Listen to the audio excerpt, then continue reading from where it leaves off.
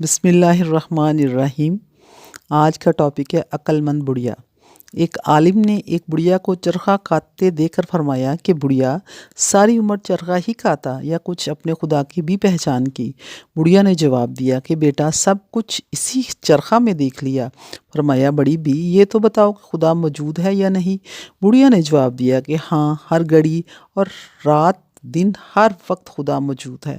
عالم نے فرمایا، مگر اس کی دلیل؟ بڑھیا بولی، دلیل یہ میرا چرخہ۔ عالم نے پوچھا، یہ کیسے؟ وہ بولی، وہ ایسے کہ جب تک میں اس چرخہ کو چلاتی رہتی ہوں یہ برابر چلتا رہتا ہے، اور جب میں اسے چھوڑ دیتی ہوں تب یہ ٹھہر جاتا ہے۔